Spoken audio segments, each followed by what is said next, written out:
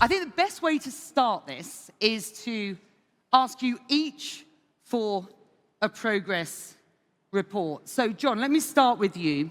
Briefly, for those in the room who haven't got their arms around exactly what you're doing at the Red Sea Global Development, just give us your sort of, elevator pitch, as it were, and a brief progress report.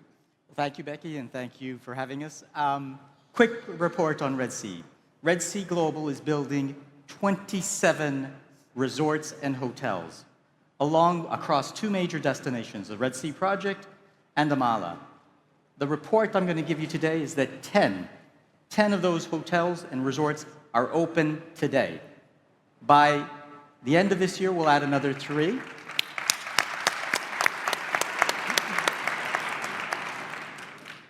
Another 3 in December, another 5 in January, and by April, May of next year, all 27 resorts will be open with infrastructure, all renewable energy based, with a brand new international airport that's been open since 2023. So we're delivering on the vision that was presented at the start when these big projects, the 3 giga-projects were announced. We're realizing that vision. We're employing thousands of people, but most important of all, we're welcoming people from around the world. Not just domestic, not just regional, but people from as far away as South America and Australasia. So believe in the vision because it's real. Thank you. And thank you for keeping that short and brief. Marco. Thank you, Becky. Just reporting King Salman International Airport. We launched the company 2 years ago. We have done an amazing advance in the project. Number one, we identify the real identity that we want to sell to our visitors. This real identity, the hospitality of the Saudi culture and the Saudi culture are paramount for us when we're bringing anyone as a gateway to come into Riyadh and the kingdom. This project, the detailed master plan, has been fully approved.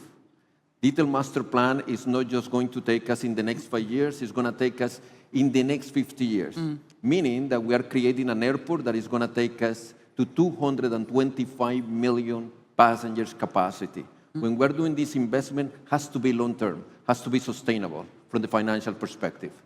In addition to that, we're moving ahead with key assets. Why with key assets? Is because what we are doing is a brownfield project. So we are going to be expanding the existing airport. Expanding an airport is very, very delicate. So we need to do asset by asset in order to incorporate in the way we're growing. So, for instance, we're moving ahead with the design. We finalized the design of the 3rd runway. That the construction is going to start in December. We already started the construction of the private aviation, and we're moving ahead with the Terminal 6 that is going to start the foundation in Q2 of 2026.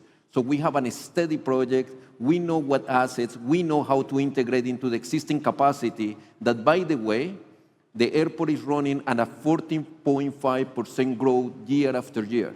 So we are seeing an enormous capacity. This is the attraction that Riyadh is bringing. This is the attraction that the projects, the giga projects are bringing. That's why we are here. We're bringing the people to the Mejia, we're bringing the people to the Red Sea, we're bringing the people to NEOM. Talk about the interconnected ecosystem that I referred to at the beginning of this when the projects were launched. Jerry, keep it brief. You got 2 minutes. Go for it. Diria, what are you and how are you doing? I'm going to take 15 seconds to thank you, Becky, for all your years of being so fair and balanced to the kingdom. It means a lot to all of us. And congratulations to my colleagues on their amazing success. I'm very pleased to report that our great President of Development, Mohammed Saeed's here. We were on site yesterday morning, 56,000 workers on Diriyah, on time, on budget, ready to go for the Expo of 2030. I'm very pleased to tell you that by December, at this pace, we will have welcomed 4 million people to the UNESCO World Heritage Site at Taref. Big accomplishment for us. Our Bijeri district, which we opened 3 years ago, our new Zalal district that we opened last year. Last night, we did 4,200 covers in Bijeri and Zalal. Our Bob Salman Hotel, one of 42 hotels open, We'll do a 91% occupancy this month.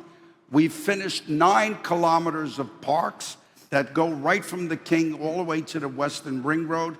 We've already planted with smart city technology 6.5 million trees, shrubs, and bushes. So our community already have 9 kilometers of parks.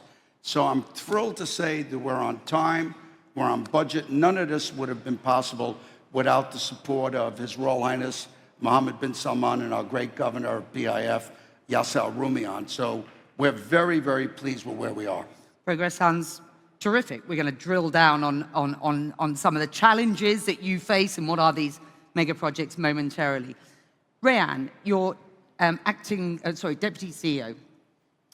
NEOM has been in the news. Let's be quite clear about this. And there have been many reports about, things slowing down, projects being sort of mothballed there. So I want you to be absolutely clear about what NEOM is today in 2025 and what it isn't. Sure. Thank you very much, Becky, and thanks for the FII for inviting me into this, in this panel. As you know, and you referred to it correctly, His Royal Highness, the Crown Prince, announced NEOM on this stage in 2017, and it's almost difficult to understand the enormity of what that project is. We're in 2025. The vision remains the same. It's a multi-generational, visionary project with a mandate to create a blueprint for what sustainable cities and economic development of the future looks like. How does that, and you have to remember, it's not just a real estate project. It's the region the size of Belgium. So if you think about the enormity of the project, you need to think about the various different regional developments within a region that is the size of a country, 26,000 square kilometers. But although it's a long-term project, and although it's multi-generational, let me take a few minutes to just describe what we have today, or 30 seconds maybe. We have today a significant investment in infrastructure. So we have a port up and running with an expansion that's just around the corner to be completed to service not only NEOM, but the whole northern part of the Gulf region.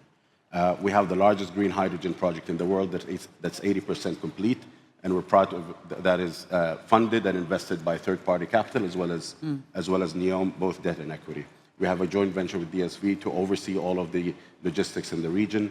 We also are very, very proud to be the host of Data Vault's Green AI data center, one of the largest in the region.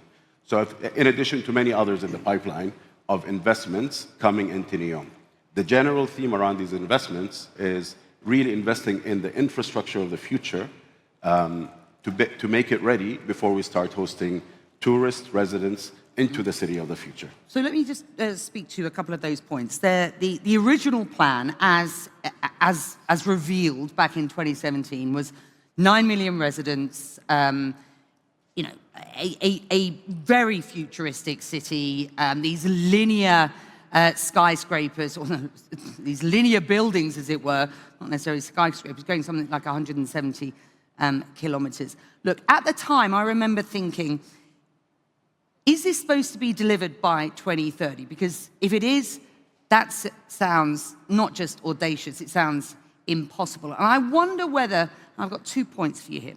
I wonder whether by announcing or revealing NEOM at the same time as these other giga projects, which had a sort of, had a sort of a definitive date against them, whether there was a sort of self-imposed deadline, as it were, that slightly confused people as to what NEOM was for and what it was about and where it was going.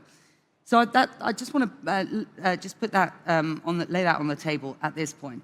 And secondly, look, we read reports about a comprehensive review of what is going on at NEOM, and we also, and it's clear that there is a recalibration of funds and financing, some of that away from what were key priority projects to others.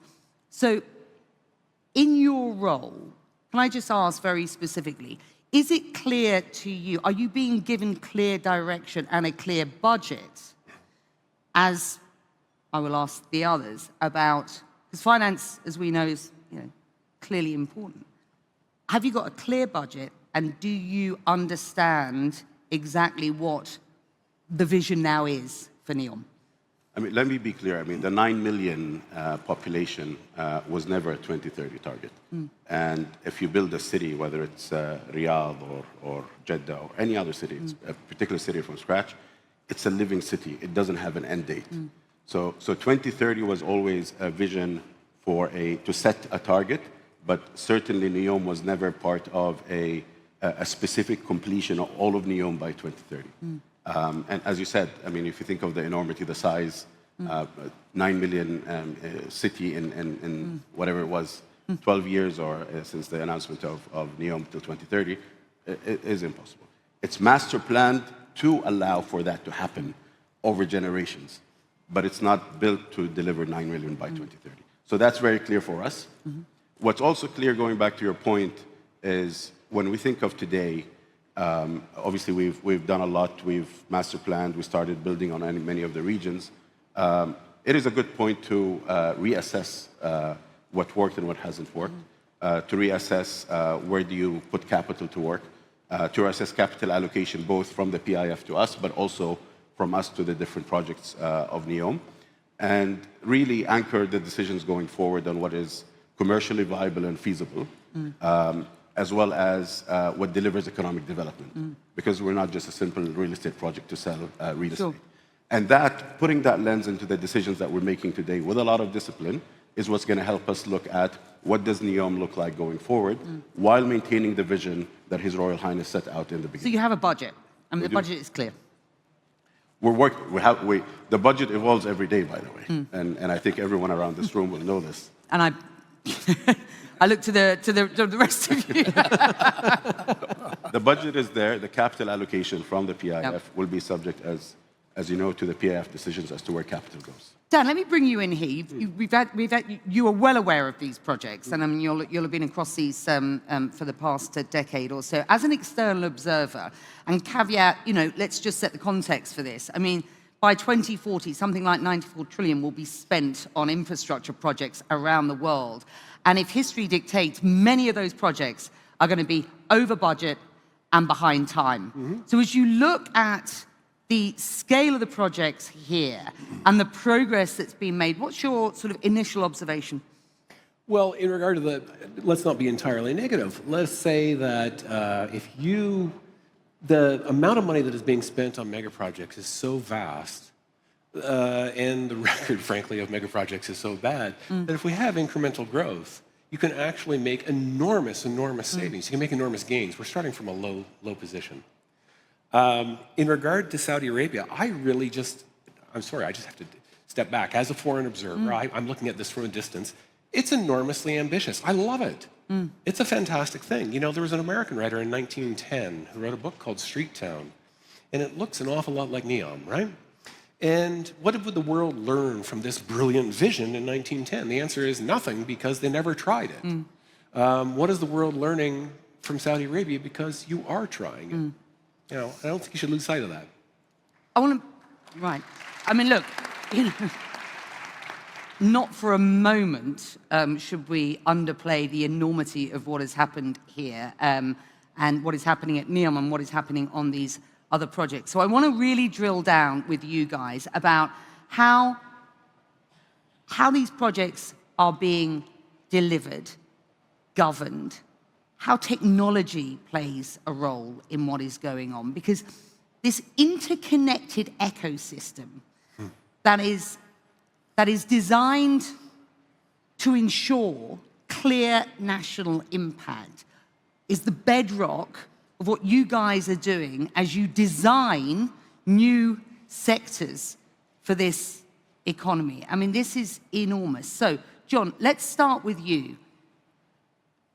When we talk about technology, I mean, you start with what in the past would have been a very static master plan.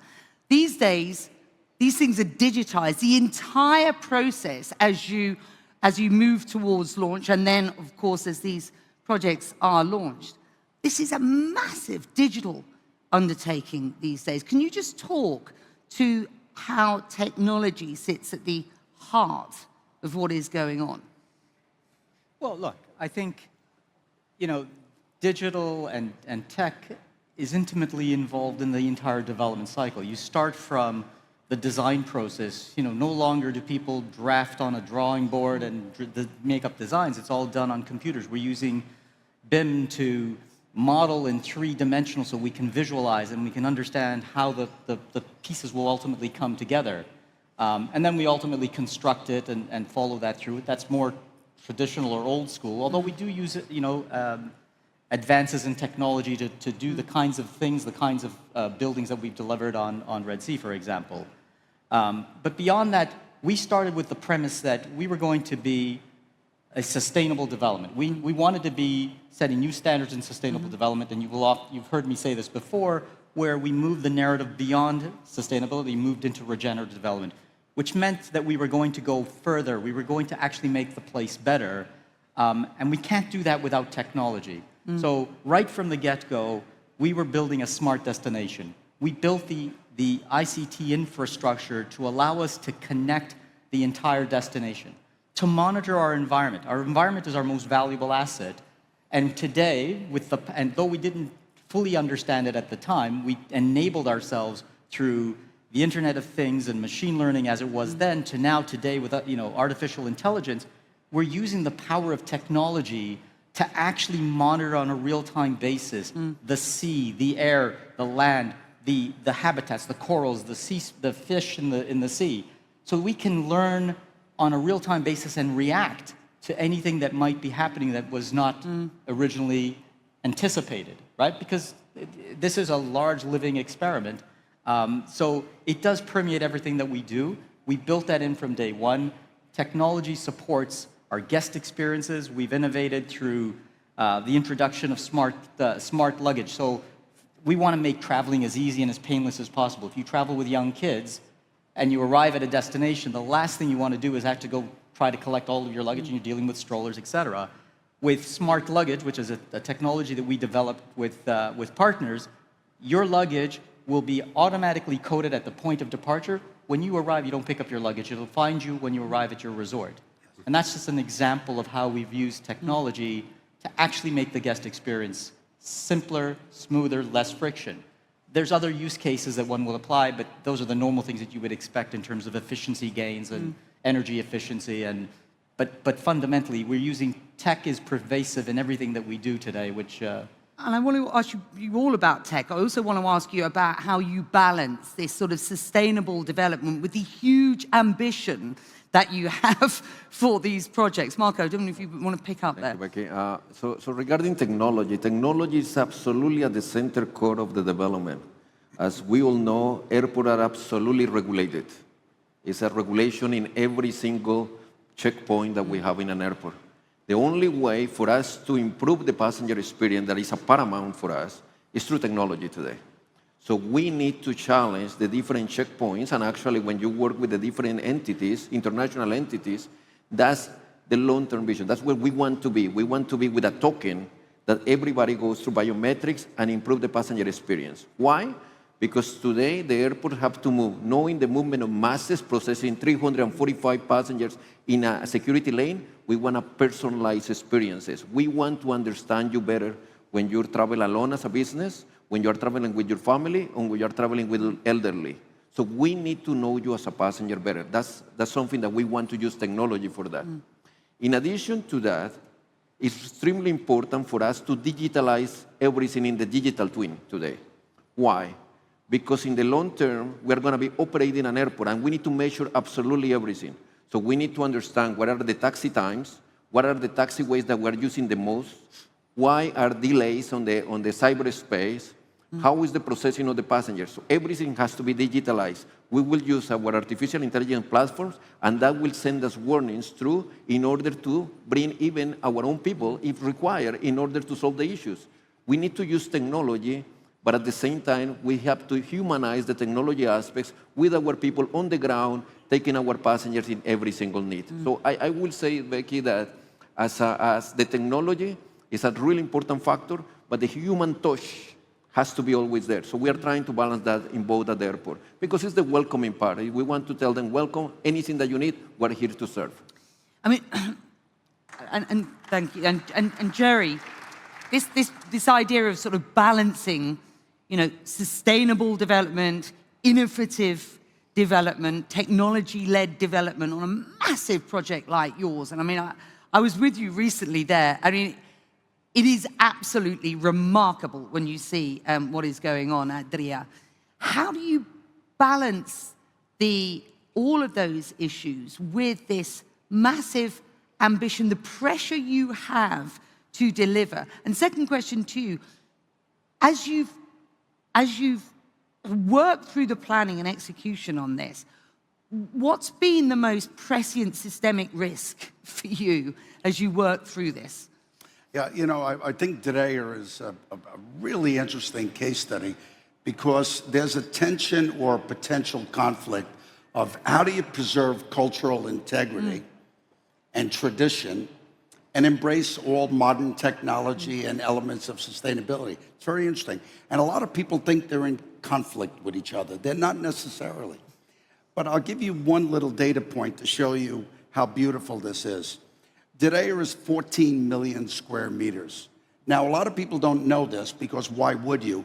But everybody knows that Beverly Hills sits in the metroplex of Los Angeles. But nobody knows how big Beverly Hills is as a municipality. It's 14.7 million square meters of development. DRIA is sitting in the municipality of what will be an unbelievable G20 new Riyadh, you know, 2030, 2040, when the population goes to 10, 12 million people. We're a jewel of 14.2 million square meters. So DRIA is the equivalency of a Beverly Hills. Now, we wanted authenticity from tradition because you can't mess with DRIA. It's the birthplace of the kingdom. It's where Arabia started. It's a 600-year-old history. So we use big, clunky mud bricks because that's what the typology supported, unlike Roman or Greek bricks. Well, His Royal Highness wanted authenticity. We had to go out and make 20 million mud bricks by hand. 20 million. We did it, right? Mohammed and the team, they still got all mud underneath their fingernails. But here's the thing. We went back to His Royal Highness and said, Your Royal Highness, we can make the 3 bricks in organic material the way they did 300 years ago.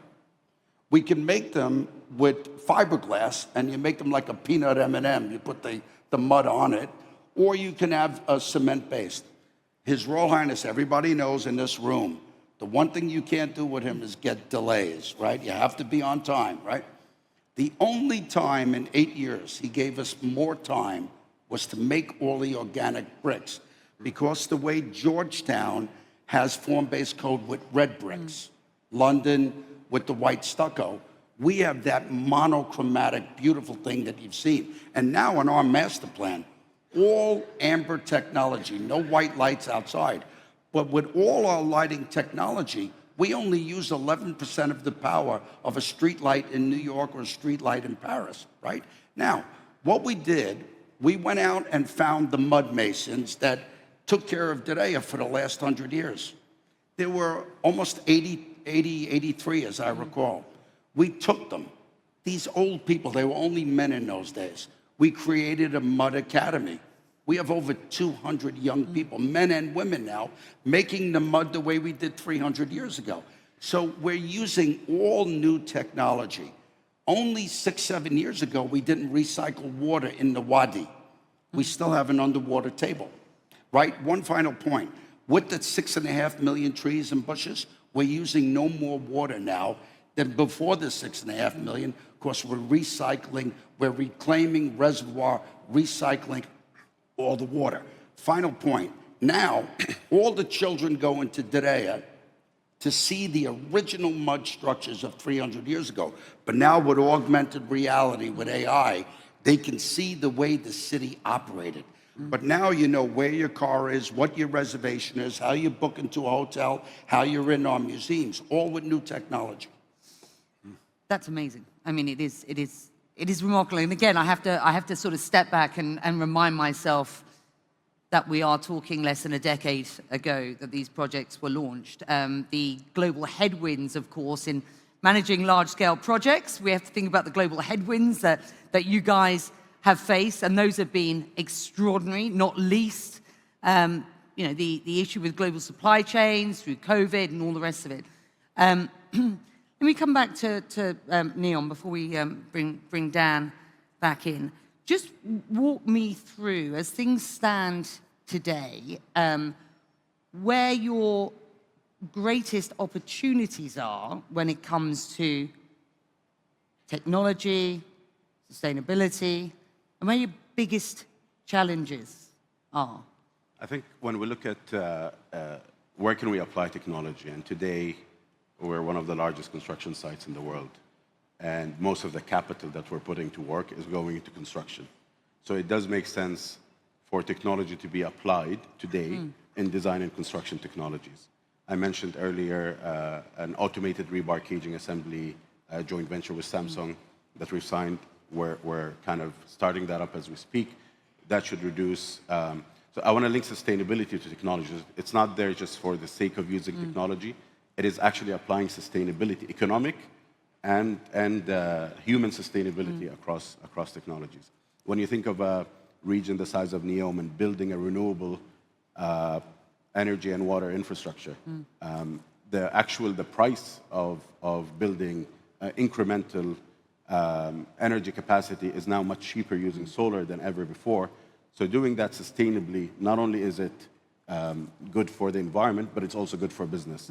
So having the opportunity of creating something from scratch where you're not anchored by either legacy technologies or legacy systems gives us the opportunity to start where people left off and build the technology, build the city based on the technologies of the future. In addition, obviously facilitating things like Data Vault, which is the green, 1.5 gigawatt green AI data center to really help build the city and the infrastructure based on technologies of the future. The challenge will always be in a long-term project like NEOM and many of the other projects. Some of the destinations will be years before those destinations are ready to host tourism. How do you guarantee that the technology you're deploying today is still going to be relevant for the future? That's a very relevant question for all of you. I mean, John, when you think about where you're at, and you've just given us a really good sort of a progress report. I mean, how long will it be before you can genuinely say, look, we're done, we're open for business, or is this a sort of, you may tell me that this is just something like an amoeba, it just sort of keeps going, but how far into the future are you looking, and how do you ensure that you are sort of relevant as with regard technology as this thing continues to develop? Well, I think, as I said at the beginning, we're almost done, but we are open for business and have been for now well over a year.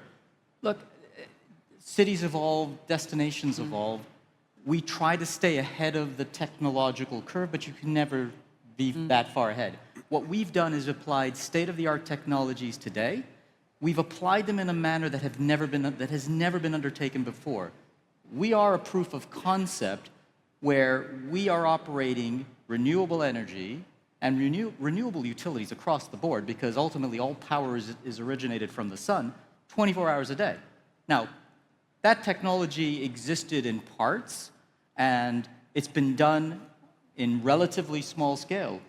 We've demonstrated to ourselves, to Saudi Arabia, and to the world that you can actually put it together. Was it easy? Absolutely not. Did it work right out of the box? No way.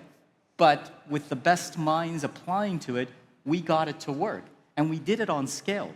I'm proud of the fact that we at Red Sea, and I'm sure NEOM will eclipse us because they're much bigger, built the biggest battery storage system in the world. Little Red Sea on the Saudi coast built the biggest battery storage system in the world. We've shown that it can be done. Now, technology is ever moving fast. Storage of energy is the biggest single challenge that will unlock the future for humanity. And the current model of lithium-ion batteries isn't the answer. It's limited. It has its own environmental issues. If somebody solves that storage problem, that's the fourth industrial revolution right there, because it'll unlock everything. It'll unlock the data centers of the future to support the growth in AI computing power that we're going to need. So there is no end state for technology because every couple of years it doubles. So what we want to do is try to build the latest, the greatest state-of-the-art. In terms of the destination, we're fully open. We will be fully open in 26 when we open the remainder of the resorts, but there's more down the pipeline. Yeah. We have other projects. And like any real estate developer, we're going to recycle capital. We will monetize what we've developed, and we will continue to develop other projects, not only at the Red Sea, but all the way up and down the west coast of Saudi Arabia, and indeed beyond. And beyond. And beyond. I note that you said beyond because you have talked about recently your first overseas project. Can you provide any more detail on that? Well, I think, as I said, the clue is in the name. We're Red Sea Global. We changed our name a couple of years ago to really put out there to the world our ambition to go beyond Saudi Arabia. We have built a Saudi company, a real estate champion that actually can deliver and execute projects on scale, but also, you know, revolutionary projects, transformational projects, and we're going to look to do that elsewhere. And we are looking at, we have a project in Italy, which I can't go beyond telling you that it's in that country, but our first project, international project, will be built by Red Sea Global, a Saudi-made company investing in another country, but delivering the same vision and message of Saudi-made, Saudi pride, Saudi success. Yeah. Yes. These are significant proof points.